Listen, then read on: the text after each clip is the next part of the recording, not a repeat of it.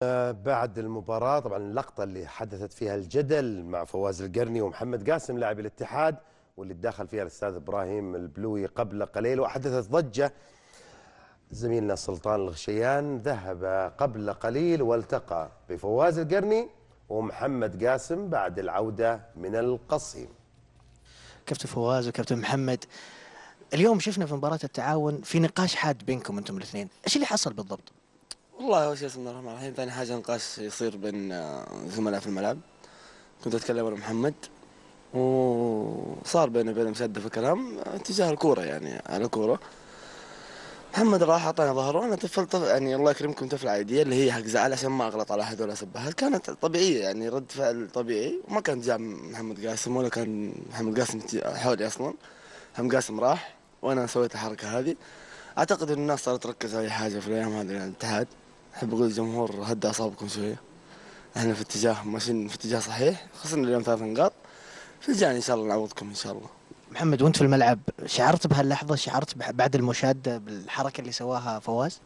لا طبعا، انا اول شيء جيته بعدين انا اديته ظهري عادي يعني، وهو انا ما انتبهت اصلا انه هو تفل ولا حاجة يعني، وما كانت لي يعني خلاصة الكلام كذا، ما في شيء بيني وبين فواز، اخ عزيز علي وما يحتاج يعني، ما في شيء. هو كانت نقطة الخلاف انت وياه على ايش؟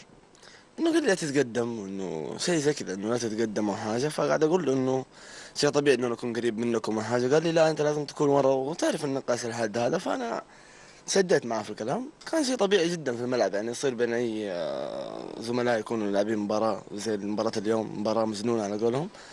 لكن الحمد لله الامور عدت على خير. احب اقول للجمهور يعني لا تركزوا على اي حاجه، الاشياء اللي صارت في الملعب طبيعيه. واعتقد انه فواز مستهدف الايام هذه، انه صارت مشكله في دبي، صارت مشكله مع المدرب، صار يعني في اشياء كثيره، فالناس صارت مركزه على فواز القرني. اعتقد انه الشيء اللي صار في الملعب ما كان جاء محمد قاسم، وانا مستحيل يعني كلاعب في نادي الاتحاد اسيء سمعه نادي الاتحاد او اسيء سمعه زملاء اللاعبين، لا بالعكس.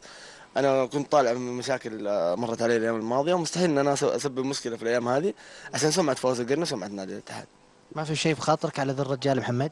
لا يا ابوي ما في حاجة، ما في شيء، لا ما في شيء. وما صار شيء، يعني كان شيء طبيعي جدا. محمد قاسم ما كان حولي قسما بالله العظيم، ما كان معطيني وجهه، كان ماشي، وهذا شيء مني انا زعل على الهدف او زعل على اللي صار.